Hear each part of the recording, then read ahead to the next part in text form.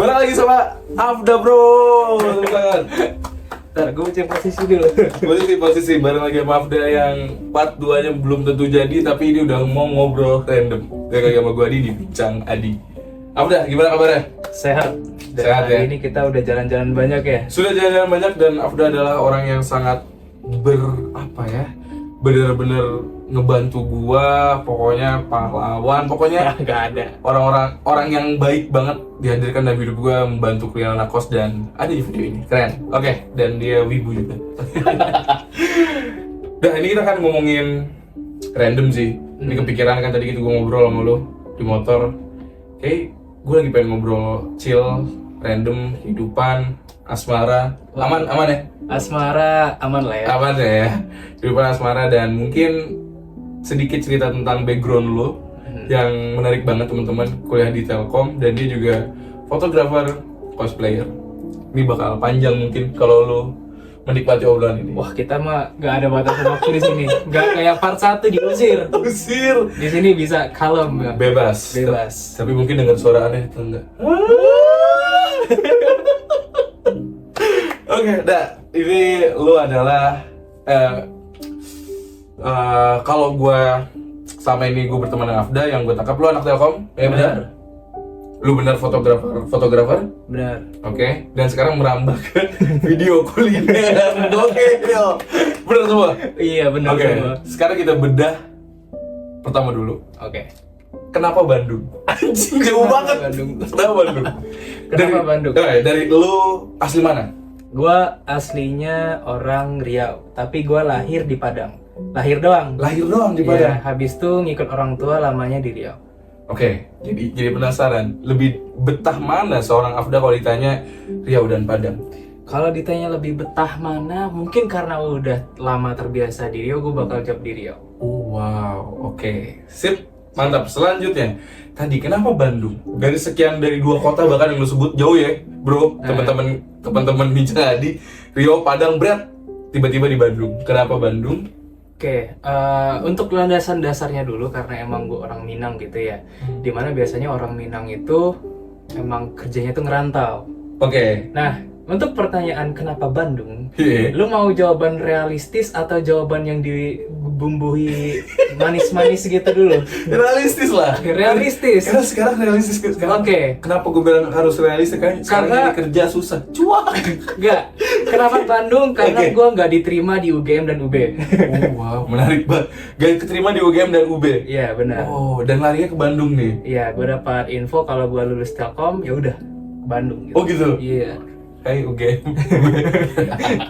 Oke, terus jadi ya lu di Telkom lah lu hadir nih. Iya, gue Tapi hadir di Telkom. back to basic, lu di UGM apa jurusan lu pengen?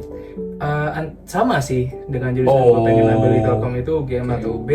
Gue pengen ngambil juga ya kalau nggak sistem informasi tentang informatika juga lah. Oh, emang interest ke sana. Iya, interest gue emang ke sana. Oke. Hadirlah Afda di Bandung ini. Mm-mm. Oke. Betah? Betah banget. Oke, menarik banget ya teman-teman ya. Ini dia langsung jawab cepat dengan betah karena memang gue sering ngobrol sama dia. Seseru itu Bandung kata dia. Oke, tapi betahnya Afda itu karena apa dah? Kalau gue betah ya di Bandung itu, gue lebih betahnya itu karena gue ketemu teman-teman baru, apalagi daerah kampus kan Oke. ya. Kalau kampus itu pastinya ketemunya bukan ya sekitar kampus doang, orangnya pasti iya. ada yang dari negara lain lah, kota Oh, lain iya, dan betul. sebagainya gitu. Oke.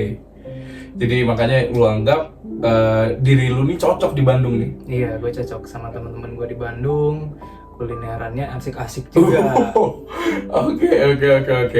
Tapi kita ngomongin jadi kepikiran tuh dengan lu angkatan berapa sih kalau boleh tahu? Kalau gue angkatan 20. 2020. Berarti bisa dibilang Gen Z lah, Gen Z milenial. 50-50 lah. Oke. Bisa masuk kedua belah pihak Ya, itu. bisa masuk kedua belah pihak. Oke, jadi kita kebetulan lagi ngomongin tentang part pertama adalah kehidupan hiruk pikuk Bandung dengan Gen Z dan milenial, apalagi lu di kampus swasta terbesar bahkan kayak gitu. Sempat oleng gak sih ngelihat hiruk pikuknya? Apa ada istilahnya kaget budaya?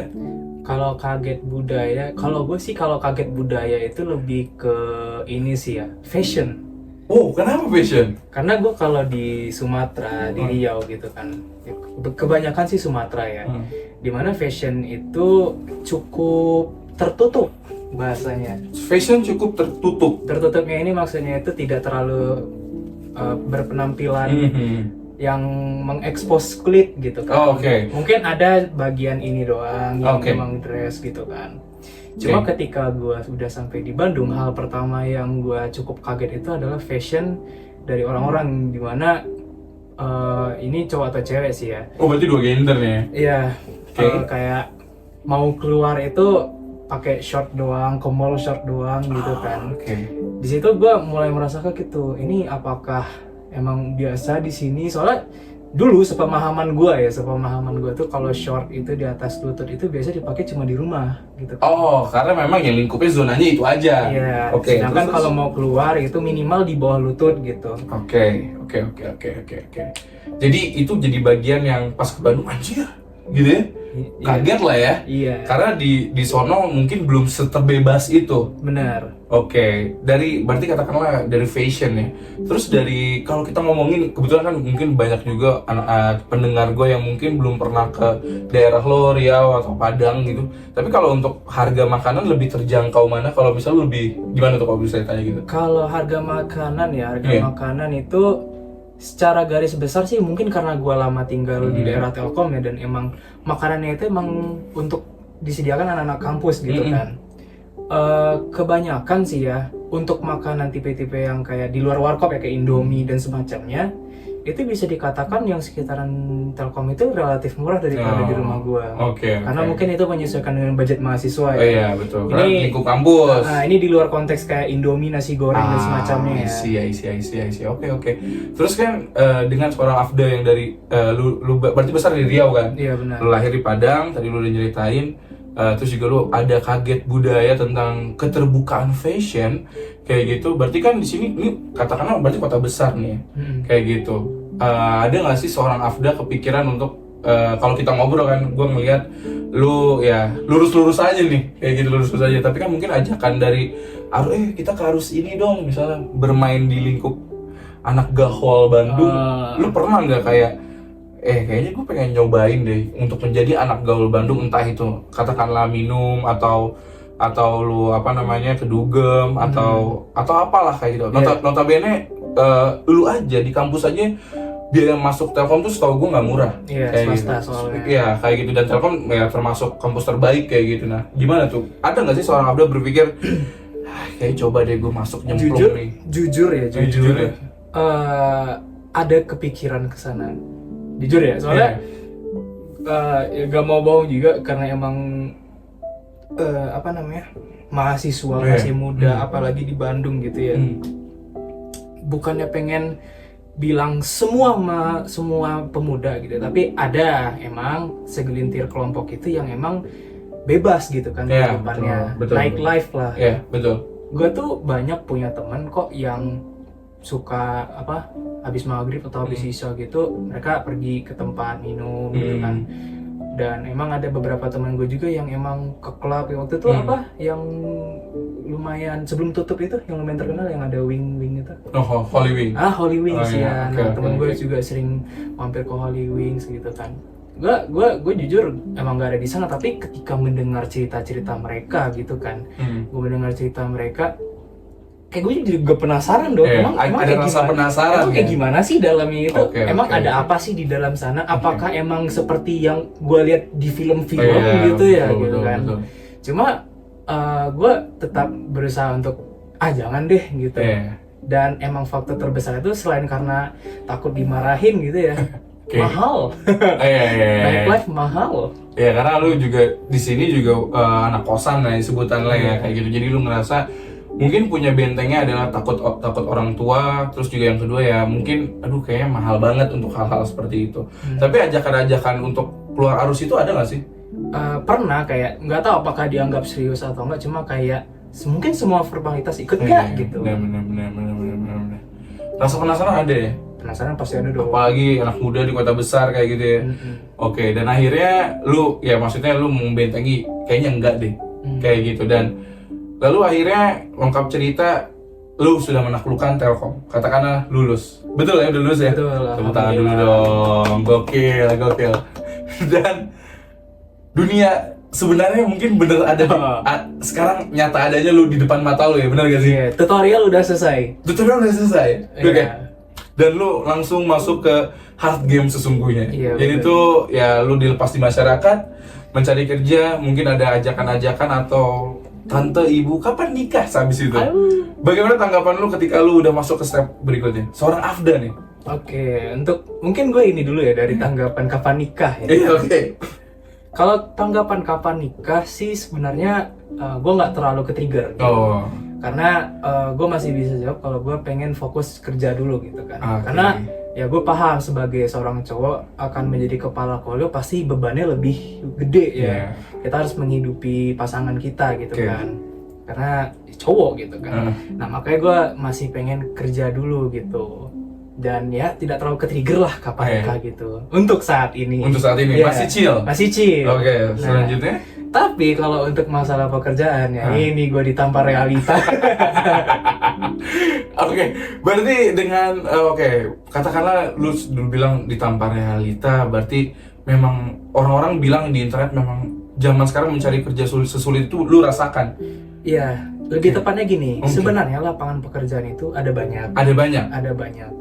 Tapi menurut gua lapangan pekerjaan yang cocok untuk kita, nah itu yang sulit. Anjay, dewasa sekali Anda. Sudah hard game soalnya. Dewasa sekali. Oke. Oke, jadi lapangan pekerjaan banyak tapi yang cocok untuk kita Itu itu yang sulit kayak gitu. Oke. Berarti kan kalau misalnya statement itu dikeluarkan memang dalam artian setiap orang sudah berusaha yang terbaik tapi belum tentu itu jodohnya juga kan kayak Iya, gitu karena benar. memang lapangan pekerjaan mungkin ada yang dapat lapangan pekerjaan tapi bukan yang cocok untuk dia. Banyak pilihan hidup kayak gitu. Oke, selanjutnya adalah tadi kan Padang, Riau, Bandung, Jakarta. Ketika itu semua disatukan ada pertanyaan, lu ingin berkarir di mana? Kalau paling betah, Paling betah berkarir di mana? paling betah gue berkarir sebenarnya itu di Bandung. Wow, lagi-lagi Bandung sebuah pilihan ya. Ada beberapa alasannya sih. Gue mulai dari Iya, kota sih. lain dulu ya. Oke, kota lain. Kota lain ya. Satu kota lainnya itu adalah Jakarta dulu deh. Jakarta dulu. Oh ya. Karena biasa orang kan pada ngomong loh Iya. kenapa nggak Jakarta gitu. Dan maksudnya kenapa nggak Jakarta? Karena memang masih ada stigma bahwa kerja di Jakarta adalah happening banget. Iya. Kayak gitu kan kayak, wah lu kerja di Jakarta lu keren banget. Masih ada seperti itu. Kenapa nggak di Jakarta? Silakan. Jadi kalau untuk lapangan pekerjaan gue di mana emang di passion yang gue kejar itu adalah web development. Web development. Dan gue emang lebih ke bagian front engineeringnya, front end developer. Oh. Nah sebenarnya Sebenarnya. kalau di Jakarta itu ada lebih banyak dari Bandung benar gitu kan. Ini kan Oke. kenapa nyaman Iya, ya. kenapa nyaman? Kalau lebih baik di Jakarta benar, tapi kalau di Jakarta itu gue lihat, gue beberapa kali main di Jakarta dan satu tentunya dan udah pasti macetnya nggak ketahan, Oke. macetnya nggak ketahan dan apa namanya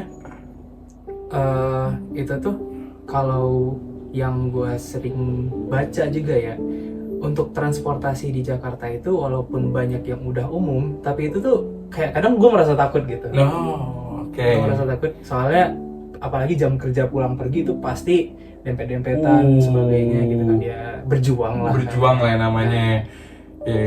Berarti ada kekhawatiran hal itu. Iya, dan makanya kekhawatiran itu muncul dan makanya juga muncul IG Jakarta Keras.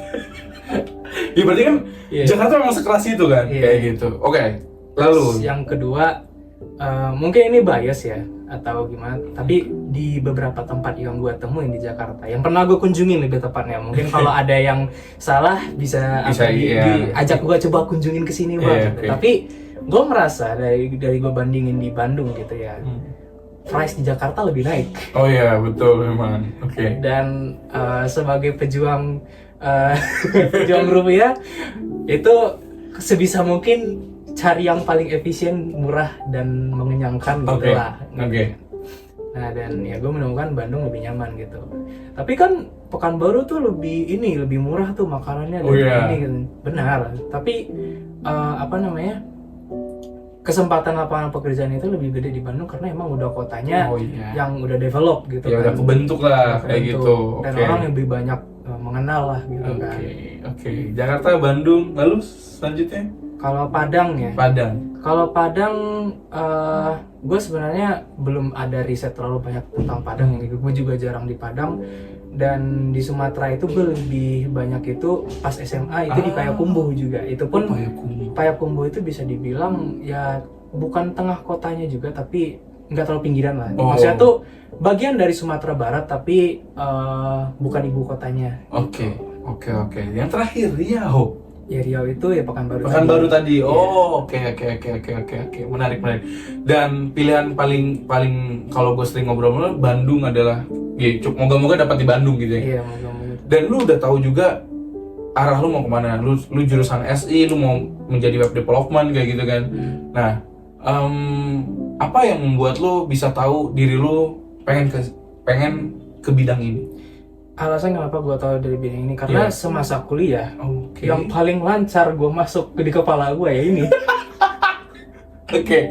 Gue selama kuliah di jurusan SI itu gue ada belajar tentang SAP, gue ada belajar tentang apa namanya web developer gitu kan, dan ada belajar tentang jadi project manager dan sebagainya gitu kan. Yang paling kerasa cepat masuk di otak gue gitu kan, bahkan sampai gue bawa ke TA gue sendiri itu ya web developer gitu kan, web development, pengembangan sebuah web. Oke. Jadi itu jadi daya tarik lo dan mengenal diri lo. Oke, gue mau ini nih. Oke. Ini pasti ada aja pertanyaan nanti ketika gue berharap lo sesuai dengan bidang lo, sesuai dengan jurusan lo. Tapi ada aja kadang teman-teman atau apa mungkin yang akan menjawab, ya udah yang ada dulu aja. Apa yang akan dijawab Afda ketika ya elah kerja mah udah yang ada dulu aja? Gimana dah? Lu menyikapi hal itu? Gini, kalau untuk statement itu ya, jujur kalau untuk secara jangka pendek itu emang bagus karena lu bisa bertahan hidup. Oke. Garis bawahnya itu adalah bertahan hidup. Tapi buat jangka panjang itu nggak baik. Wow. Misal passion gue itu ada di web dev gitu kan, front end. Tapi gue ngambilnya itu adalah bagian admin. Misalnya misalnya bagian admin. Gue di situ bagian admin gue ambil gitu kan. Gue harus belajar dari awal lagi, gue harus ini nyesuaiin lagi. Belum tentu juga apakah ini cocok dengan gue. Kalau misalnya gue cocok malah bikin gue stres gitu kan. Tapi ya karena untuk kebutuhan uang ya udah gue jalanin gitu. Iya. Jadi suatu hal yang ketika lu ngejalanin tidak nyaman tuh jadi bias juga kan. Kedepannya mau apa, lu jadi lebih stres juga mungkin kayak gitu. Oke.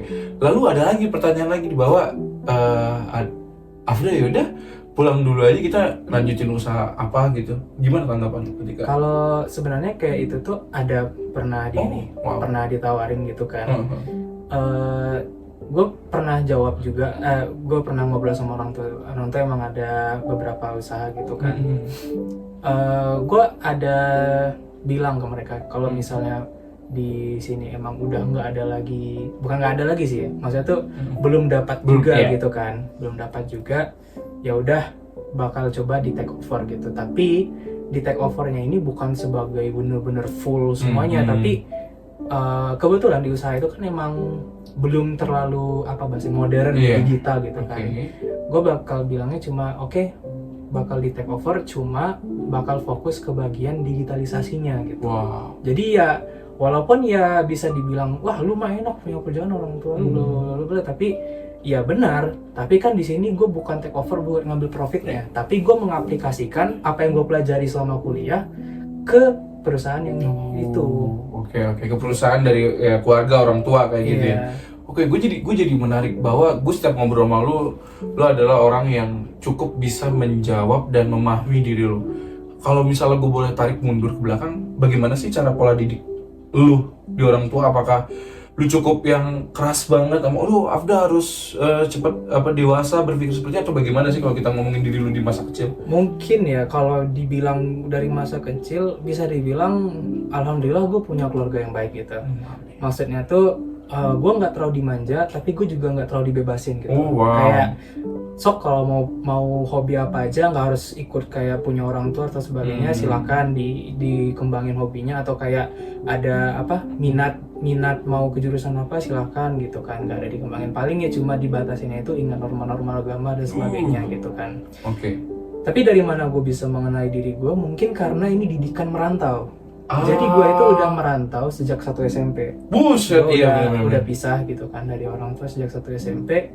Gue tinggal di rumah bibi gue. Gue tinggal sempat juga di asrama. Gue sekarang juga merantau sendiri ngekos di Bandung gitu kan. Dari situ gue ya udah apa yang gue terima, gue ditonjol sama takdir, gue telan, terus ya udah belajar pengalaman. Oh, Analisis. ya udah berarti emang di sini salah gue itu A, B, C, D, ya udah gitu. Wow, oke. Tadi kita ngomongin merantau, lu ngerantau dari 1 SMP bahkan kan, kayak gitu. Karena kan gak semua orang bisa merantau, kekhawatiran itu pasti ada. Ada gak sih rasa takut ketika lu merantau, aduh gimana nih gak ada saudara atau apa kayak gitu? Bagaimana cara lu mengiyakan Afda bisa, gue bisa? Mungkin banyak orang yang, gue masih takut bang, ngerantau bang, kayak gimana? Kalau ini ya, kalau untuk itu tuh mungkin bisa dibilang secara bertahap sih. Bertahap. Oke. Gue dulu waktu SMP emang udah misah dari orang tua, tapi gue masih di lingkup yang terjangkau lah sama orang tua. Jadi dulu gue tuh tinggal di orang tua gue tinggal itu namanya di Pangkalan Kerinci gitu ya. Ini di Riau ya. Kabupaten Pelalawan gitu. Oke. Nah, sedangkan pas gue SMP itu gue merantau itu di Pekanbaru. Masih di daerah Riau, tapi beda kabupaten. Ini udah di ibu kotanya. Dan orang tua gue juga kalau mau mampir itu ya cuma 2-3 jam perjalanan gitu kan. Dan alhamdulillah biasanya seminggu sekali masih dikunjungin gitu. Jadi walaupun gue terpisah 6 hari, 1 hari dikunjungin, ya bisa lah melepas rindu gitu kan. Jadi secara bertahap di situ kayak gue mungkin takut sendirian, takut ada rasa gitu. Cuma ternyata orang tua gue masih ada bisa datang bisa dikasih berkomunikasi gitu kan. Dan secara bertahap itu membangun kepercayaan diri gue. Mulai kebentuk. Nah, tapi ya kalau misalnya emang buat kalian yang orang tuanya nggak bisa datang setiap seminggu sekali gitu kan, ya sekarang kan udah modern ya, digital lah ya. Digital semuanya bisa, tinggal beli paket data WhatsApp udah selesai gitu. Nah pas SMA itu gue kan asrama gitu ya, pesantren gitu. Gue itu udah di Sumbar tuh, udah beda provinsi gitu kan, nggak bisa datang tiap minggu gitu kan. Jadi gue dikunjungin itu sebulan sekali. Waktu di situ gue nggak punya siapa-siapa. Nggak punya siapa-siapa tuh. Temen SD SMP gue udah nggak ada. Orang-orang baru semua. Yang gue tahu ya cuma ya ini daerahnya daerah Sumbar doang gitu kan, daerah Sumatera Barat gitu. Jujur bukan sebulan, seminggu pertama tuh waktu hari pertama diantar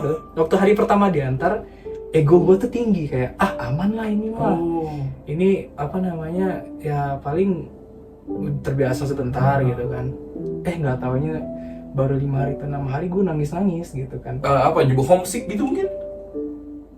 Homesick ya, tapi setelah gue sadari gitu ya, secara perlahan gue sadari, yang bikin gue nangis saat itu adalah gue terlalu ego untuk ngeliatin kalau gue itu melepas rindunya gitu loh. Baik-baik aja. Gue pengen gue baik-baik aja, padahal harusnya di hari terakhir itu gue pos-posin dulu tuh sama orang tua gue. Gitu. Oke. Jadi di saat tangis itu lu kayak pretending gitu ya? Iya. Gue kayak pas mereka udah pisah 5 hari 6 hari gue di asrama, gue mulai ngerasa gini tuh kan, kangen gitu kan.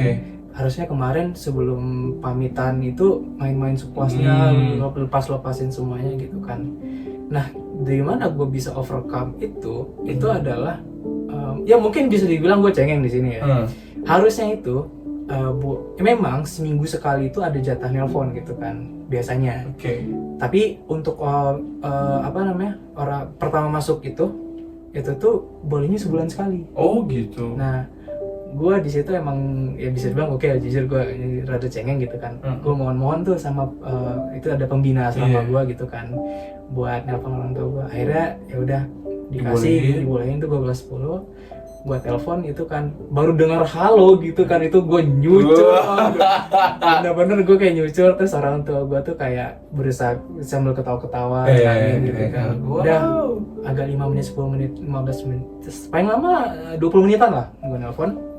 Gue tutup, habis itu plong, sumpah bener-bener plong, kayak semua yang bikin gua rindu, semua yang bikin gua homesick, bikin gua nangis gundah gelisah itu plong, hilang semua ya.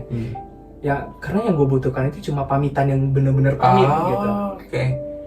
Oke. Karena pada saat itu lu tadi kalau gua tangkap di hari pas ketemu orang tua tuh, di hari terakhir itu lu kayak sok kuat aja gitu ya, aman gue mah, gak usah dikhawatirin, amannya. Padahal ternyata harusnya lu puas-puasin ketemu sama orang tua lu, ngobrol apapun itu, dan akhirnya pecah lah di 5 hari itu, dan di telepon itu lu ceritain semuanya kalau lu kangen, bener-bener kangen dan pamitan. Oke. Berarti menariknya adalah yang baru gue tau, lu pesantren bro. Pesantren gue. Masya Allah, tabarakallah. Pantesan tadi pas di resto Arab bisa ngomong Arab aja. Insyaallah habibi. Masya Allah. Kaifalukum jami'an. Pesantren. Ya. Kenapa lu bisa pesantren? Apakah orang tua lu dulu pesantren juga, atau memang orang tua lu percaya bahwa yang terbaik buat Afda adalah pesantren? Bandel kali ini. Jujur ya, kalau orang tua gue itu pas gua gitu ya, pas gua itu emang mereka tuh pengen punya prinsip gua tuh di sekolahnya tuh di IT gitu. Jadi gua TK, SD, SMP, SMA itu IT semua. IT. Yang gua maksud pesantren itu sebenarnya SMA gua tuh SMA IT boarding school. Tapi kan IT boarding school dicampur pesantren juga ujung-ujungnya. Ya bisa dibilang pesantren modern lah. Pesantren modern, oke. Yeah. Oke, lu menceritakan bahwa lu dibilang bebas juga, didikannya tidak bebas banget, tapi lu dikasih pilihan bahwa kalau mau suka sesuatu silakan kayak gitu, dan lu juga nyeritain pesantren pernah lu laluin kayak gitu. Overall, lu happy dengan semua yang udah dapetin memori dulu? Happy. Wah, gokil. Dan bisa membentuk lu sekarang ya? Iya. Oke. Kalau misalnya kadang ada aja bahwa penyesalan itu selalu datang belakangan. Kadang ada pertanyaan juga bahwa seandainya Afda yang sekarang ditanya, ada gak suatu memori yang pengen lu ulang? Itu apa? Atau nggak ada? Go on aja kok, nggak ada sih, gue harus balik lagi ke masa lalu, nggak ada. Itu gimana? Jujur ya, itu banyak banget. Banyak banget memori yang pengen kalau bisa gue ulang gitu. Oke. Tapi gue selalu gue memang sering baca komik manga gitu ya, yang emang ada katanya tuh kayak regresi atau apa namanya ya gitu deh, pokoknya kembali ke masa lalu gitu kan. Gue selalu pengen coba gitu tuh, gue kalau bisa gue pengen ke masa lalu, gue kemana ya gitu. Ada banyak hal itu, dari gue masuk lah, dari momen kebodohan gue lah, atau momen yang paling bahagia, gue pengen semuanya datang lagi gitu kan, momen gue berkesalahan gitu. Tapi di akhir cerita gue pasti mikir tuh di kepala gue, kalau misalnya gue kembali ke masa lalu dan gue ubah kesalahan gue atau gue ulangi itu kan, bakal kebentuk kayak gue yang sekarang gak sih gue? Oke. Karakter gue sekarang ini terbentuk kan emang karena dari kesuksesan dan kesalahan gue. Iya. Kalau misalnya pilihan lu kemarin. Kalau misalnya gue ubah satu hal di masa lalu dan bakal butterfly effect ke gue yang saat ini, apakah gue bakal bisa jadi orang yang sama gitu? Oke. Wow, menarik. Keren. Oke. Jadi ya maksudnya adalah part-part dari sebuah cerita mah kadang seseorang mah pengen aja untuk gue pengen ngulang sesuatu hal itu ya. Tapi kadang kita juga berpikir bahwa di dalam dunia dewasa dan di dunia ini gak ada yang bisa untuk kembali ke masa lalu. Pilihannya adalah ya lanjutkan hidup atau mati, kayak gitu kan. Oke. Menarik. Kalau misalnya gue tanya lagi deh, dengan lo yang dibentuk sekarang, memandang hidup tuh bagaimana? Lu yang sekarang nih, hidup tuh bagaimana kalau lu didefinisikan buat lu? Hidup itu gimana sekarang buat gue? Iya. Ini pertanyaannya tuh relatif sih ya, dan mungkin gak semua orang perspektifnya sama gitu. Tapi kalau buat gue hidup itu kita tuh harus jalanin semaksimal mungkin dan harus nerima semua kenyataan aja. Itu nggak gampang loh statement tadi, ya kan benar? Benar. maksud gue tuh kayak 1 detik lalu itu udah nggak bisa dibalikin lagi kan. Jadi Iya. kita harus keep going on gitu. Anjir. Dan walaupun kita keep going on, pasti di kiri kanan kita pasti udah siap nampar kalau nggak realita, kesalahan, paling ujung tuh baru sukses gitu kan. Oke. Nah ya buat gue, apapun yang udah gue lakukan 1 detik lalu gak bisa dibalikin lagi, dan apa namanya, ya udah kita harus siap menerima konsekuensinya aja gitu. Kayak misalnya gue males-malesan gitu, ya bebas, terserah gue mau ngapain gitu kan, mau silakan males-malesan, tapi ya siap-siap aja kalau misalnya ada deadline lu jadi pusing, kalau misalnya ada kerjaan lu bakal ribet gitu semuanya. Wow, oke. Cukup diterima, sangat diterima, bahkan gue juga percayakan hal itu, bahwa hidup tuh jalanin aja udah kayak gitu. Dan maksudnya ya jalanin tapi ada nakodanya. Ya masa ya di depan ada tai kita nggak belok, masa mau ditabrak gitu kan, kayak gitu. Oke. Selanjutnya adalah gue penasaran pola pandang lu yang gue ngerasa kita cukup nyambung lah. Afda, kalau ditanya tentang pernikahan, bagaimana? Apa definisi pernikahan dan bagaimana menanggapinya ketika mungkin banyak teman-teman lu udah nikah juga, ada nggak yang udah nikah? Kalau teman gue yang benar-benar gue kenal dia gitu ya, sebenarnya kayaknya teman gue nggak TK sih, SD gue dan beberapa SMP mungkin ada udah ini. Tapi gue nggak sampai ke pernikahan mereka. Tapi di Bandung ini ada satu teman gue yang emang ngundang gue, dan gue kenal dia dari awal di Bandung, bukan dari awal sih, maksud tuh kenal dia pertama di Bandung, dan emang pernah dekat gitu kan, dan gue diundang ke pernikahan dia gitu, pernah. Oke, jadi kalau gue bilang bagaimana pandangan lo tentang pernikahan? Afda yang sekarang bagaimana memandang pernikahan? Gue ngeliat pernikahan itu mungkin terdengar aneh ya, tapi nih gue pertama itu gue kaget ketika ngeliat teman gue nikah, kayak Kenapa kan? jadi ini yang dirasakan orang-orang ketika ngeliat temannya nikah gitu. Oke. Apa namanya, kalau gue ngeliat ya nikah itu bahasa bukan nulis, bahasa baku atau formalnya mungkin kayak ke jenjang yang lebih tinggi gitu kan. Menarik. Terus? Tapi kalau gue tuh ngeliatnya tuh kayak, tau gak sih kalau lu misalnya udah endgame nih kan, ada after story-nya nih. Nah gitu, endgame dari masa muda, after story itu ya menikah.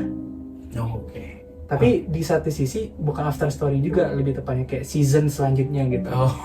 Dimana di season itu tuh udah punya pendamping nih gitu, dan beberapa cabang masalah barunya. Cabang masalah barunya. Oke. Jangan, langsung aja kita masuk ke pertanyaannya. Dengan banyak banget digodok di media bahwa pernikahan mungkin sekarang lagi bahkan ada bahasanya menikah semenakutkan itu, karena banyak perselingkuhan, terus juga ternyata keluar sifat masing-masing tuh yang nggak bagus kayak gitu, terus juga banyak tingkat cerai makin tinggi. Bagaimana tanggapan lu tentang perihal hal itu?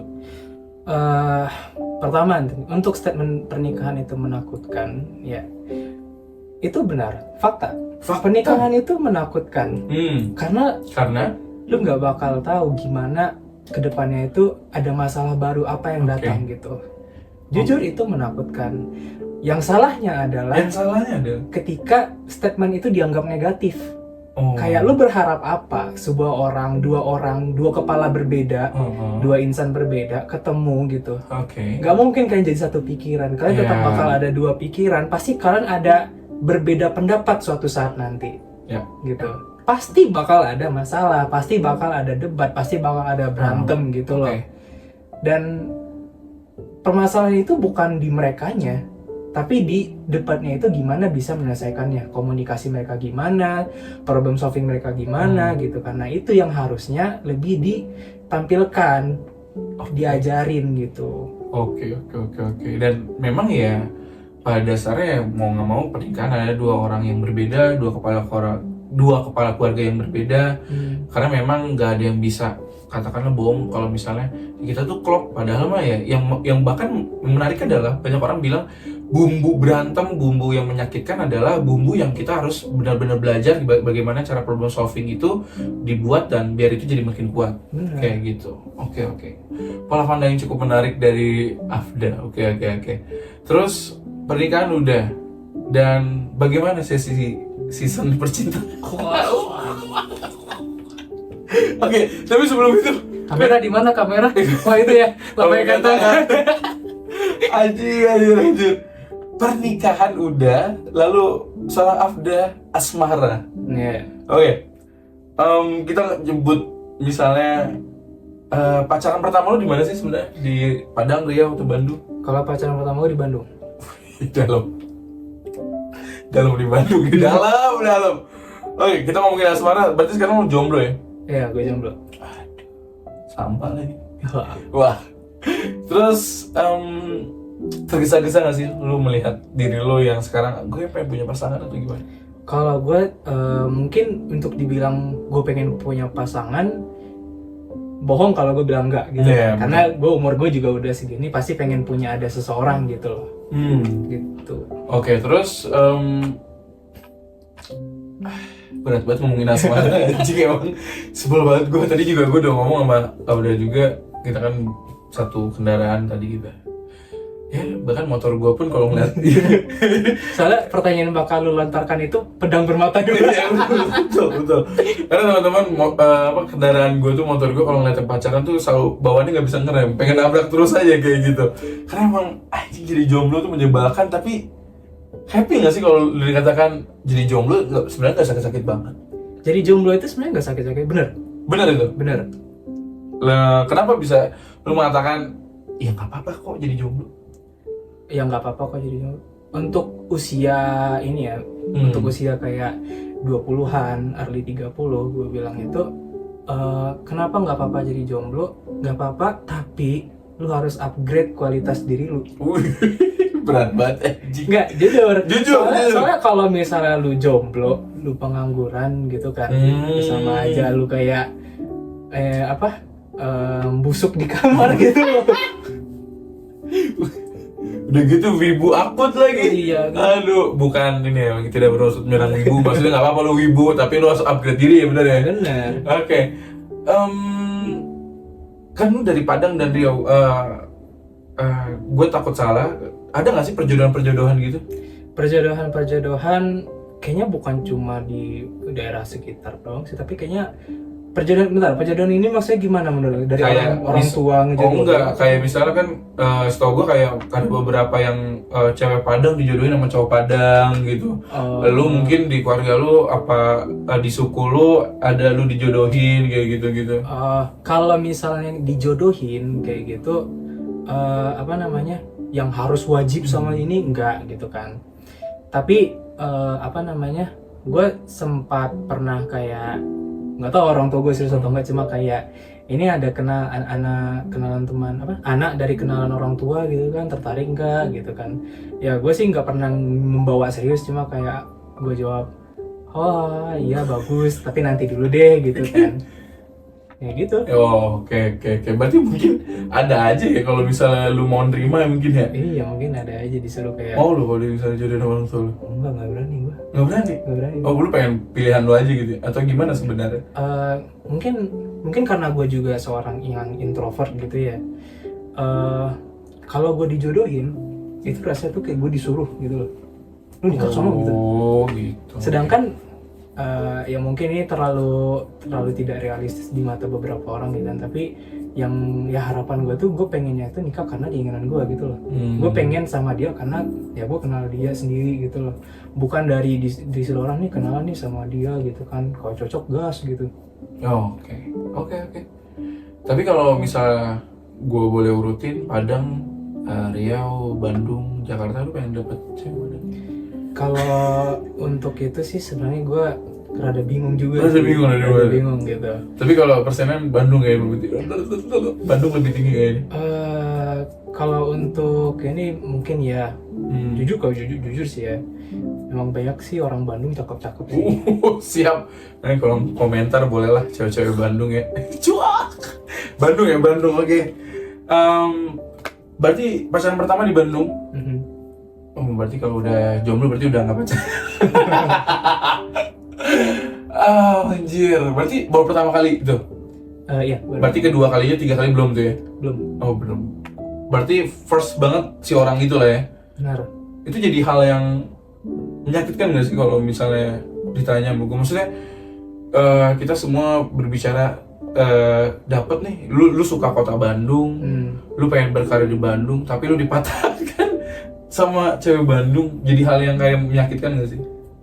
Atau Ya, gimana? orang gila sih kalau nggak bilang sakit. Wah, nangis nih. Tapi gimana cara lo untuk mengatakan ya udah go on aja? Apa namanya? Ya gue cuma ngelihat ke belakang sih, ngelihat experience gitu kan. Kalau misalnya setelah gue putus ini, apa sih yang hilang gitu? Oke. Apa sih yang hilang? Dan gue lihat gitu kan, kelakuan gue selama pacaran itu gimana gitu. Dan setelah gue lihat gitu kan, ini waktu pas gue merasa sedih, diputusin dan sebagainya itu, mencoba coping di akhir 2024 gitu. Terus ya gue perlahan kayak mulai sadar aja gitu kan. Gue selama pacaran gitu, gue mulai agak berjarak dari teman-teman gue gitu kan. Oke. Terus gue melakukan sesuatu yang emang over dari apa namanya, ya terlalu berat di gue lah, yang gue lakukan ke dia gitu kan. Intinya tuh ya gue ujungnya lelah sendiri gitu. Terus juga kedua juga kalau misalnya gue udah nggak ada lagi, finansial gue lebih stabil gitu kan. Sampai aja. analisis banget ke sono lu ya? Iya, sampai situ juga. Oke. Terus kalau misalnya yang hilang juga, mau di akhir cerita gitu ya, yang hilang ya paling ketemuannya, terus juga notifikasi dan sebagainya gitu kan. Dan ya udah gitu, gue merasa kayak apa kesedihan gue itu wajar gitu kan, tapi setelah dilihat-lihat ternyata apa yang gue hilang itu nggak sepenuhnya semuanya buruk gitu. Oke. Berarti gue nangkapnya dari puzzle setiap kita pertama ketemu, terus bahkan ngobrol sampai di podcast ini yang mungkin di episode baru kayak gitu kan, lu sampai tahu ya mau diri lu apa. Ketika lu sakit, lu analisis sakitnya kenapa kayak gitu. Itu menarik, nggak semua orang punya kayak gitu. Tapi kalau misalnya rangkuman dari semua tadi ngomongin kita asmara, lu trauma nggak sih dengan adanya rasa sakit putus itu? Kalau dibilang trauma, nggak sampai trauma. Oke. Cuma yang kayaknya lebih ketakut aja sih. Takut salah milih orang? Bukan, takut yang gue lakukan itu nggak berubah. Kayak gue udah belajar nih kan, kesalahan gue ini A, B, C gitu kan. Terlepas dari apa yang gue rasakan gitu ya, mungkin gue juga ada salah di mata dia, di mata dia gue juga salah kan, nggak ada yang tahu kan. Gue nggak sepenuhnya suci sendirian gitu kan, tapi gue pastinya tahu kesalahan gue sendiri setelah gue belajar. Nah yang gue takutkan adalah apakah gue kedepannya itu dengan orang baru bisa berubah dari kesalahan gue gitu. Oke. Oh, berarti dengan lu ngeluarin statement itu berarti gue bisa ngesimpulin bahwa ya lu udah go on lah ya, udah bisa melanjutkan hidup lah ya. Oke. Oh, di chat balik kan. Capek. Wah. Oke, selanjutnya. Melanjutkan hidup sudah. Lu juga udah punya putusan. Kalau misalnya tiba-tiba dia ngechat, lu bisa punya jawaban juga kayak gitu. Dan akhirnya lembaran baru nih, dalam artian Bumble. Jadi ini runtut banget ya, runtutnya panjang nih, berapa cok? Wow, udah mau 1 jam aja. Bumble, dating app. Akhirnya tapi sebenarnya teman-teman gua yang nyepukin dia kayak gitu untuk nyuruh. Maksudnya dia udah punya ramuan untuk go on, tapi gua adalah orang yang khawatir bahwa ya udah cobain aja untuk bertemu dengan lawan jenis lagi kayak gitu dan menarik kayak gitu. Itu makanya gua hadirkan aplikasi kuning yaitu Bumble. First impression pusing anjing. Pusing ya? Kenapa pusing? Kenapa pusing? Yang gue tahu itu di iklan dan dia deskripsi orang swipe kiri swipe kanan doang. Oh iya, betul. Bahkan tadi aja sampai di salah. Gue sampai di motor, bang gue swipe kanan gagal aja disuruh bayar premium, ini gimana? Nggak paham gue. Oke. Tapi ada gak yang lagi chattingan di situ? Ada. Oke. Berbicara ini menarik. Gue demen banget cara pola pandang dia. Dengan banyak juga di internet masih bergulir bahwa ngapain sih main dating app? Gimana lo menanggapi hal itu? Jujur gue salah satu orang yang di internet sebelumnya. Enggak, tunggu dulu. Jujur gue sebenarnya salah satu orang di internet sebelumnya. Oke. Soalnya ya gue merasa kayak dating apps itu rada aneh gitu kan. Ya gue waktu itu soalnya emang belum orang yang kenal dengan pacaran dan sebagainya gitu kan. Soalnya kan emang dating apps gitu kan. Gue tuh taunya itu dating apps ya udah kayak, tau gak sih dulu film TV namanya Take Me Out? Oh iya itu yang Nah, kan kurang lebih itu Bumble tapi versi offline. Offline ya, benar tinggal pencet kayak gitu ya. Lu ketemu orang, oh ada yang nggak apa ceweknya, biasa ceweknya ya. Dia lihat muka kita pertama gitu kan, fisik, nggak suka, pencet, pasaran swipe left gitu kan. Mirip kan? Mirip. Nah, gue di situ tuh. Analogi yang menarik. Gue di situ sebenarnya kayak ini ngapain dating apps gitu kan. Nah, ternyata setelah dijelaskan oleh host kita satu ini, ternyata dating apps itu nggak cuma ini doang gitu kan. Ternyata setelah didalami lebih dalam, ada yang emang ada yang cari pasangan, ada yang cuma cari obrolan-obrolan, teman-teman ngobrol, atau ada yang nyari cuma sahabat, teman hangout gitu kan. Ada yang ONS, yang negatif-negatif, ada cuma itu, sampai ada yang nyari kerja. Ada juga. Kayak gue dijelasin dari situ gitu kan. Dan emang kayaknya gue pernah ketemu deh, ada yang bayunya kirim CV gitu. What the hell gitu. Menarik kan? Nah, di situ tuh gue merasa, oh ternyata Bumble itu nggak cuma sekedar take me out online gitu kan. Nah di situ ya udah deh, gue coba untuk mencoba Bumble ini gitu. Oke, udah berapa hari? Seminggu ya? Kalau makanya kayak 2 minggu deh. 2 minggu ya? Tapi aktifnya tuh semingguan. Iya. Itu udah jangan salah lagi, itu udah benar tuh, udah gue kasih tahu caranya yang di people gimana. Kacau nih orang nih sumpah. Tapi ada nggak yang lagi sedang chattingan gitu? Ada lah ya? Ada. Oke, menarik. Tapi masih lah untuk lanjut untuk cobain beberapa bulan lagi lah. Siapa tahu di sana bertemu. Iya, bisa jadi. Kayak gitu. Oke. Wibu.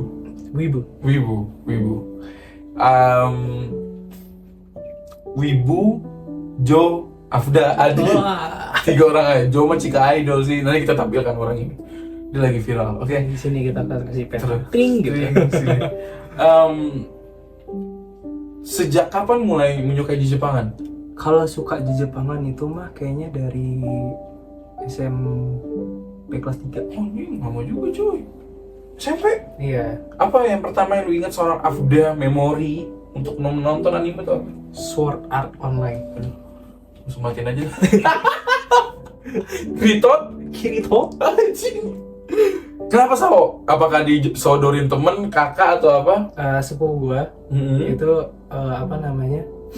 dia awalnya itu nyaranin gitu kan, coba nih SAO gitu kan. Soal itu masih season 1 dan masih update tuh.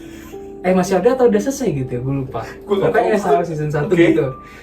Itu di situ gue baru di luar dari Naruto, Doraemon, Bleach dan teman-teman seangkatannya. Ya gue merasa itu mah kayak kartun mingguan gitu. No offense ya, tapi kan emang saat itu kartun mingguan. Soalnya saat itu gue belum terlalu wibu, dan gue cuma tahu kayak gituan ya di Global TV. Global TV hari Minggu pagi gitu kan. Nah, karena ya udah segera gitu kan. Setelah gue setelah gue nonton SAO, ternyata gue merasa kayak, wah ternyata ada yang lebih berbeda ya. Genrenya, plotnya, ceritanya gitu kan. Menarik. Ada yang lebih beragam gitu kan. Nah dari situ gue mulai masuk tuh menjerumus. Anime kedua gue tuh The Law of Wacky. Oh, berat banget. Oke. Jadi pertama Sao 1 sampai 10 Sao 10. Gue bukannya memuji-muji. Bukan penyepong Sao, bukan penyepong Sao. Bukan penyepong Sao, bukan bilang Sao nomor 1, enggak. Tapi kenapa gue kasih 10? Karena itu memori gue core memori gue untuk jadi seorang wibu. Anjing menarik banget goblok. Oke. 10. jujur deh, gue pernah iseng Beli pedang ya? ini enggak beli pedang enggak. Gue beli pedang, beli apa, enggak ada beli-belian, enggak ada. Cuma gue iseng nonton ulang lagi SAO. Dan lu tau apa? Apa? Masih nangis gue. Tapi nangisnya itu ini, sekarang tuh nangisnya tuh mungkin ada ya dari scene sedihnya gitu kan. Tapi karena gue udah tahu gimana, nggak terlalu sedih. Tapi ketika gue mendengar musiknya lagi, sound effect-nya lagi, kayak gue merasa, tau gak sih yang klip dari Ratatouille itu yang ingat makanan mak sendiri. Gue merasa balik ke masa kecil gue pertama nonton itu, kayak imersifnya tuh dapet gitu loh. Capek. Oke, Sao terbaik. Jujur gue belum pernah nonton Sao sama sekali, karena gue nggak suka genre isekai. Nggak begitulah, emang nggak pernah nonton juga genre isekai sih. Cuman memang waktu pada cosplay Sao itu termasuk happening banget. Iya. Pengen gue selengkat-selengkatin karena banyak sekali Sao, dan akhirnya terbentuklah Hafda yang menyukai Jepangan dari Sao, The Law of Weki, bahkan sampai sekarang. Tapi kenapa nggak ada action figure Asuna atau apa? Atau ada di rumah? Nggak punya gue. Oh, nggak punya. Karena gue bukan wibu yang ini ya. Untuk anime waktu itu nggak sampai kayak punya apa namanya, yang bantal, Oh, action figure, iya, ngerti. properti, nggak punya. Selain karena emang nggak sampai sana, nggak punya uang dan nggak punya akses kan biasa barang internasional itu ya. Oh ya, mungkin ya, gue nggak tahu juga tuh. Karena memang orang tua gue selalu bilang ketika kamu boleh jadi wibu, tapi kalau kamu udah sampai ngeprint bantal, kamu dikeluarin dari rumah. Oke, lantas best of the best, Afda dibentuk dari SMP tadi ya, menyukai wibu sampai sekarang nih udah lulus anime nomor 1. Apakah masih Sao? Enggak. Apa? Mungkin seiring berjalannya waktu jawaban ini bakal berubah. Iya. Tapi saat ini yang benar-benar gua demen itu anime yang rada chill tapi juga nggak terlalu slice of life. Mungkin salah satunya itu kayak Frieren. Menarik banget jawabannya. Frieren The Journey End. Bagus sih memang, harus nonton. Kayak gitu. Oke. Tunggu dulu. Ada lagi nih. Gue bukan karbit. Gue udah baca manganya sebelum dari anime muncul, oke? Gue bukan karbit, Frieren, oke? Oke. Ini bisa jadi cuplikan yang menit-menit sebelumnya jadi kayak gak penting. Jadi yang penting ngomongin wibu aja. Oke, jadi lu udah baca sampai manganya ya? Iya, tapi waktu itu gue baca manganya, itu kan di aplikasi gitu kan. Iya. Terus sempat aplikasinya riset ya, sering lah nggak tahu gimana. Data baca gue hilang, bookmark gue hilang, dan sempat waktu itu ya udah gue stop baca. Oke. Pas ini mau jadi adaptasi anime, gue pengen nonton anime lagi. Jadi mana anime selesai baru gue baca manganya lagi kan. Ternyata animenya wah gila, masterpiece banget. Kayak yang bagus sih, itu bagus banget. Itu bukan isekai tapi ya emang Bukan, dia emang di dunia fantasi. Iya, betul. Bukan isekai. Jadi makanya gue tonton. Iya. Tadi gue sempat ragu-ragu karena ini isekai Frieren. Iya itu, tapi ternyata bukan kata teman-teman gue. Ini gue tonton dan ternyata betul 10/10. Bukan Sao ya, tapi di Frieren. Takutnya salah nanti orang-orang. Oke, dan musik dengerin gak sih? Musik Jepang? musik gue sebenarnya nggak harus Jepang sih, tapi mana yang enak di telinga gue aja sih. Yes, itu dia selalu bilang gitu sama gue. Amerika, Indonesia didengerin. Oke. Kenapa lu, berarti kan sebuah pilihan ya ketika SMP lu dijejelin dari sepupu, lu bisa aja memilih tidak menyukai anime Sao atau tidak menyukai Jepangan. Kenapa lu suka Jepangan? Wah, ini dalam nih. Kenapa gue suka aja Jepangan ya? Dari cerita kah? Nggak, yang bikin gue kepo. Awal gue kepo itu adalah dua hal sih. Bunga sakura dan baju kimono. Dari situ tuh gue kayak merasa kayak bukan Jepangan sih, kayak Jepang. Iya. Jepang. Ternyata Jepang itu beda dari Indonesia ya, gitu. Ini pikiran-pikiran bocah nih ya. Pikiran-pikiran bocah. Oh, ternyata Jepang beda sama Indonesia gitu ya. Di Indonesia nggak ada nih bunga-bunga warna pink gini gitu. Terus juga kimono, bajunya keren, imut gitu kan. Soalnya kan ada jadi Iya, gimana ya cara jelasinnya, keren aja gitu, Iya, gitu betul. kan. Polanya tuh bagus, setiap itu beda-beda kan kayak gitu. Ya kalau misalnya di Indonesia ada batik, di Jepang ada kimono Kimono lah gitu. kayak gitu. Betul Nah, sih. gue tuh awalnya tuh penasaran gitu kan, terus ada ketemu klip lain gitu kan, ada kimononya, ada bunga sakuranya, oh kayaknya keren gitu kan. Buat gue nonton, udah jadi Suka sampai ya? sekarang ya. Iya, iya. Perlahan-lahan knowledge gue jadi makin lebar. Oh ternyata gini di Jepang, gini di Jepang, gini. Berarti ya emang rata-rata para penggemar Jepang memang tanpa sadar menyukai budaya Jepangnya juga ya, pasti ya kayak gitu ya. Oke, dan akhirnya seorang Afdar terjun fotografi. Nah ini menarik. Aduh. Ini salah satu tema yang pengen banget gue obrolin. Fotografi. Kan yang kalau orang mungkin nggak tahu kan. Kalau gue udah tahu lu ngebentuk fotografi cosplay kayak gitu. Apakah sebelum lu foto cosplay lu memfoto, aduh ini bahasanya bahasa orang awam banget. Oke, lu pasti tahu. Memfoto orang biasa kah, model atau bagaimana? Silakan. Sebelumnya itu gua waktu akrab megang kamera itu waktu SMA. Wih, Jadi di SMA itu kebetulan gua aktif di bagian humas gitu ya. kayak pupdok lah ya. Ya, pupdok, humas gitu. Dan emang saat itu tuh kebetulan suka jadi disuruh bantu-bantuin ini yang staf sekolahnya gitu kan. Nah dari situ tuh kayak gue sempat dipercaya untuk megang kamera, megang laptop gitu kan buat ngebantu ustaz, ngebantu apa namanya, itu tuh ngebantunya tuh ada yang ngebantu buat video, ngedit foto, Macem-macem ngedit lah ya. dokumen, pokoknya segala yang berbau digital lah gitu Lu kan. pegang tuh. Nah, gue pegang. Tapi di satu sisi tuh karena gue megang kamera gitu ya, di situ gue mulai mengeksplor tuh kan. Apa namanya, di situ tuh gue cuma taunya tuh foto bagus yang foto jelek gitu. Wih, oke. Maksud gue foto bagus foto jelek itu gimana ya, udah kamera gue mode auto foto, jadi full auto, tembak kiri tembak kanan gitu kan, mana yang bagus menurut gue fotonya gue kasih, mana yang enggak ya udah gue hapus gitu. Nah di situ mungkin bisa dibilang ya fotonya lebih ke dokumentasi berarti, bukan model, bukan apa gitu, tapi foto dokumentasi gitu kan.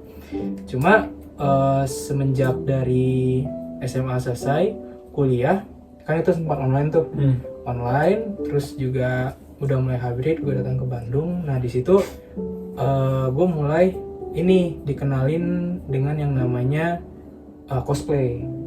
Nah di situ tuh kebetulan kan gue di sama kuliah ada join UKM di Jepangan, ya kalau di Telkom namanya UKM Nippon Bungabu. Wih, terbaik. Oke. Nah terus apa namanya, di situ ada diajak ke event gitu kan, di situ gue ketemu tuh gitu kan, gue tahu event itu ada gitu, event itu eksis gitu kan. Cuma selama gue masih di Sumatera itu tuh dikit banget gitu, dikit banget soalnya susah untuk ngadainnya, nggak segampang di Bandung apalagi sekarang. Pas sudah di Bandung ada event, gue coba datang tuh mulai tuh kelihatan tuh kan kayak wih gila cosplay keren-keren gitu kan, ada yang jadi karakter game, ada yang dari karakter anime gitu kan. Awalnya tuh ya gue cuma ini apa namanya, ngebantuin teman gue moto karena teman gue tahu nih gue sering moto dulu gitu kan. Ya udah gue bantu foto pakai kamera HP doang gitu kan. Habis kamera teman gue moto, gue nanya kak boleh izin ini kak foto sendiri, boleh izin pakai HP klub gitu kan. Terus edit tipis gitu ya, yang nggak terlalu deep gitu kan. Terus gue taruh di story atau di apa gitu kan. Biasanya sih story sih, gue belum buka yang foto-foto gitu. Sampai gue mulai 2, 3, 4 kali di situ gue pengen coba nih upgrade gitu kan, bukan pakai kamera HP gitu, gue pakai kamera DSLR.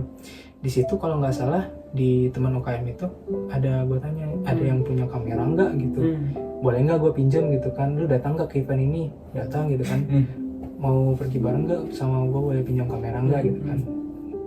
Lalu dipinjemin gitu kan, gue coba dan kali ini gue mencoba untuk nggak auto, ya masih mencoba manual, tapi itu gue bingung banget gitu kan. Nah di situ tuh gue pulang itu merasa kok aneh sih foto gue gitu kan, kok aneh sih gitu, yang foto yang auto bagus, foto yang manual enggak gitu kan. Terus gue ngebandingin tuh dengan foto-foto fotografer yang lain gitu kan, yang udah lebih awal start gitu kan sebelum COVID, apa sih yang salah gitu kan. Nah dari situ gue mulai deep tuh belajar, ternyata settingannya kayak gini gitu kan. Terus apa namanya, peralatannya ini gitu kan, mulai merambat nih, oh ternyata ganti body atau ganti lensa gitu, itu ngaruh sama foto. Ada filternya juga, terus aplikasi ngedit gitu kan. Nah dari situ tuh gue mulai perlahan tuh kan, kayak orang tua gue kan ada kamera di rumah gitu kan, DSLR Canon gitu kan, gue tanya dipakai nggak gitu kan. Enggak sih, nggak pakai, cuma kadang-kadang aja, boleh nggak dikirim ke Bandung, dibolehin gitu kan. Ya udah, gue punya akses kamera sendiri, gue coba explore sendiri gitu kan. Pernah tuh dikirim uang bulanan gitu kan, gue sisihin. Next bulan selanjutnya tuh yang sisihin tadi udah alhamdulillah kecukup beli lensa baru gitu kan. Sampai sekarang tuh gue pakai lensanya gitu kan. Yang nge-shoot wajah gue juga? Iya. Nah, arigato. itu gue beli lensa sendiri gitu kan. Gue beli online gitu kan. Nah di situ gue coba, dan di situ ya udah tinggal belajar aplikasi, belajar ini, belajar cahaya natural ini, sampai sekarang ya di situ imersif gue ke dunia fotografi. Oke. Dan ada sebuah cerita juga yang kita di lampu merah di kendaraan, bahwa pas lu SMA atau apa gitu, teman-teman bilang bagus foto kamu ya, lu sempat cerita gitu kan, dan itu juga jadi daya tarik akhirnya lu menyentuh bidang itu. Iya benar. Fotografer, senang nggak lu jalanin? Senang, tapi ada kutukannya. Apa tuh? Foto gue sendiri gue nggak punya. Karena gue selalu di belakang kameranya. Lu tau nggak teman-teman, dia install Bumble aja, kesulitan pertama adalah upload foto yang mana, karena nggak ada foto dia kayak gitu. Jadi memang rata-rata fotografer jarang mengabadikan diri dia sendiri ya. Iya. Oke, terus lu senang jalaninnya? Senang banget. Apa hal yang membuat lu senang ketika lu menjadi hal itu? Mungkin jawabannya kalau gue tangkap, orang berterima kasih kah? Atau senyuman orang tulus di foto lu tangkap, atau apa? Nomor satu paling seneng itu adalah ketika foto yang lu edit jadi foto profil dia. Itu kesenangan mungkin kecil, tapi itu kayak sebuah achievement yang gede buat fotografer. Tandanya ya mereka satisfied dengan apa yang kita foto gitu. Dihargai. Tapi di luar dari itu ya, tentu aja kayak ucapan makasih, atau kayak kelihatan ekspresi mereka yang kayak wah gila gitu kan, atau kayak anjir bagus gitu kan. Itu udah jadi kayak motivasi tambahan juga gitu kan. Makanya itu yang bikin gue seneng gitu. Oke. Pasti penasaran kan? Nanti gue spill aja sedikit tentang explore dia fotonya di Instagram. Tapi kalau misalnya mau ngomongin fotografer cosplaynya, tidak di episode ini. Bakal ada banyak lagi episode bareng sama dia. Berarti lanjutan part 2 cuy, yang kita di Kodo Coffee. Sekarang kita ngomongin random, oke. Terus fotografer itu jadi bakal ini gak sih? Lu bakal seriusin kayak, gue pengen di profesional di bidang ini, atau hanya sekedar hobi yang ya kalau memang cuan oke, atau gimana? Jujur sebenarnya tuh gue sempat konsultasi ke orang tua gitu kan. Kayak ya gue bisa bilang itu udah, ini pembahasan detailnya pasti di part 2 yang ini sih. Cuma secara garis besar gue emang pernah udah dan nerima uang dari hasil fotografi gitu kan. Dan bisa dibilang berbanding terbalik nih dengan apa yang gue kejar di kuliah. Kan satunya IT, satunya lagi seni gitu kan. Terbalik jomplang lah. Nah, gue tuh sempat konsultasi ke orang tua gue, ini gimana sejauh ini yang paling udah lumayan ada dikenal atau udah ada pemasukan tuh dari foto, sedangkan passion yang pengen dikejar untuk kerja itu dan berjangka panjang juga itu IT gitu kan. Itu gimana? Orang tua gue tuh ngasih ini saran gitu kan. Soalnya emang paling enak itu kalau nyari saran tuh ke orang tua gitu kan. Masya Allah. Jadi orang tua gue ngasih saran gitu kan. Kalau maunya lebih baiknya tuh kalau untuk cari kerja sesuaiin dengan apa yang dikejar sama kuliah.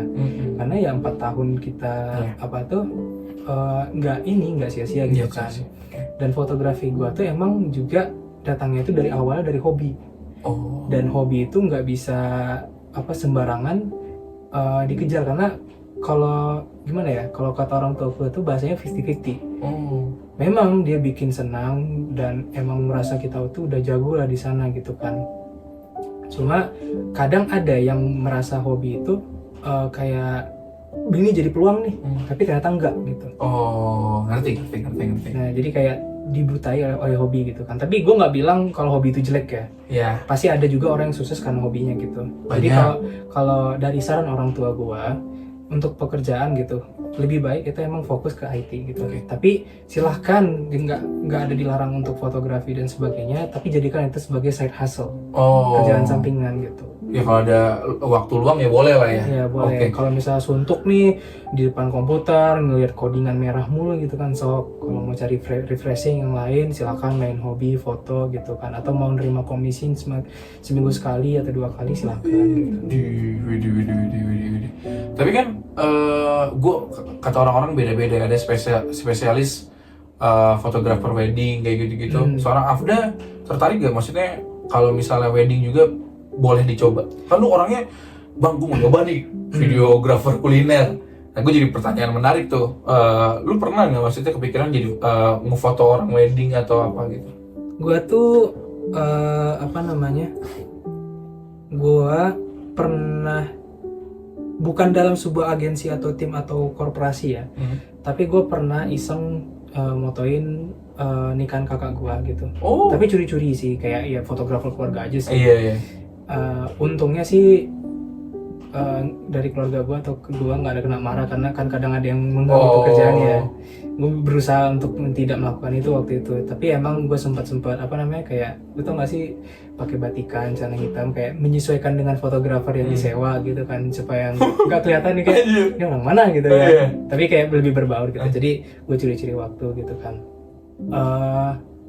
Pernah gue jadi pernah secara teknis gue pernah jadi fotografer nikahan gitu kan, wedding gitu. Tapi setelah gue tahu lebih dalam gitu ya, ternyata untuk organizer fotografer wedding itu lebih dari itu gitu kan.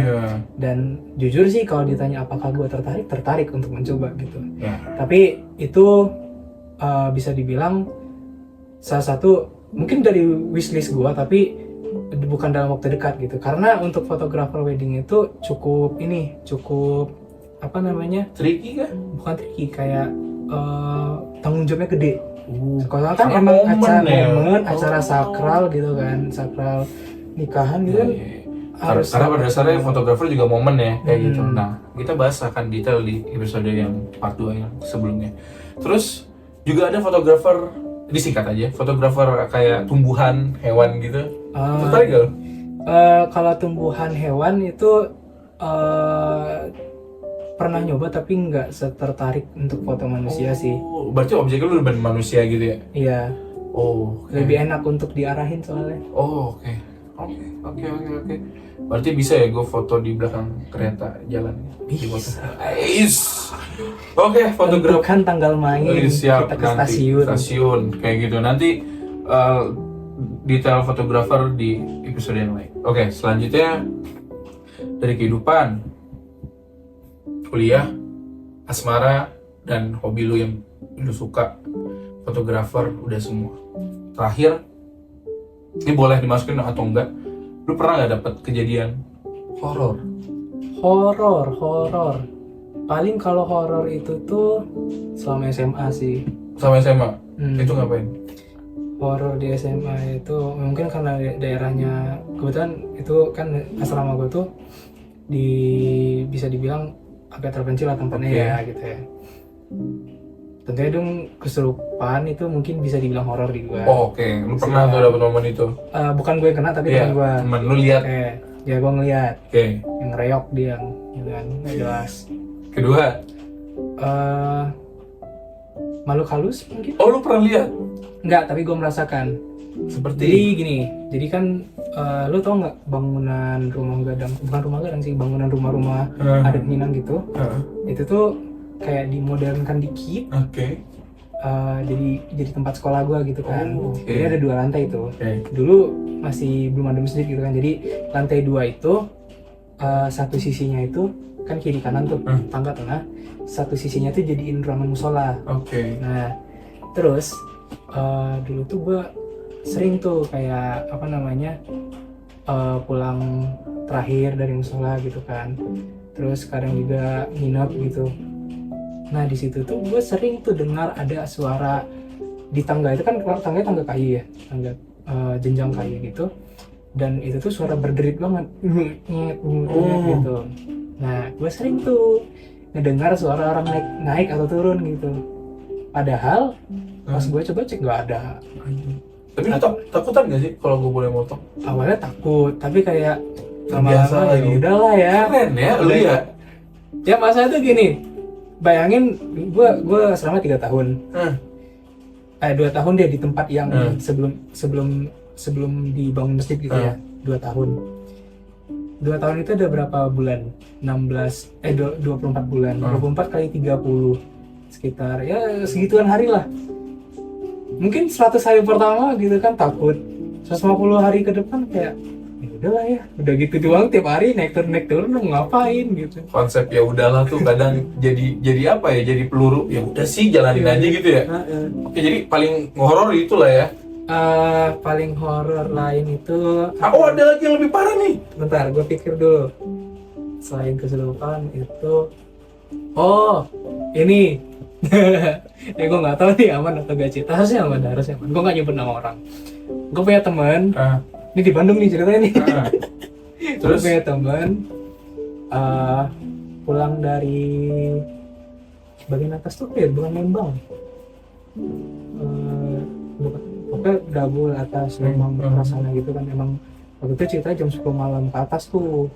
Awalnya kami nyari, lu tau gak sih nasi goreng yang gue bilang tengah jalan nowhere itu, out of nowhere itu tau kan? Oh, jadi ceritain itu ada cerita nasi goreng itu yang bikin oke ya, terus? Jadi kami itu niatannya makan nasi goreng di situ. Jadi emang bukan, maaf gue potong. Berarti nasi goreng ini emang bukan bohong, emang bener ada yang lu pernah Emang makan. bener ada. Ngapain gue bohong Ya dulu? kan maksudnya kan pas tadi kita nyampe kan, oh ini udah ada nasi goreng di sini kan, gak ada fisiknya. Iya makanya gue bilang, tapi udah hilang. Nah, terus lanjut. Terus itu tuh ada bertujuh, ya kan? Gua, salah satunya ada Jo juga, teman gua, sama ada beberapa orang yang lain gitu kan. Nah, itu tuh mereka tiba-tiba nyetok gini, kami mau ke atas gitu kan, mau nikmatin malam gitu. Kalian ikut nggak? Gua yang karena motor gua waktu itu emang masih nggak terlalu kuat untuk mendaki dan udah malam, nggak deh, gua pulang aja gitu. Gua sama teman gua berdua pulang gitu kan. Teman gue tuh emang nginap di kosan gue. Nah, gue tidur jam 3 pagi gue ditelepon Sama si Jo. dia lagi terus Gue ditelepon, Dal, woi, lu di mana kosan? Sini ke warkop gitu kan. Kenapa?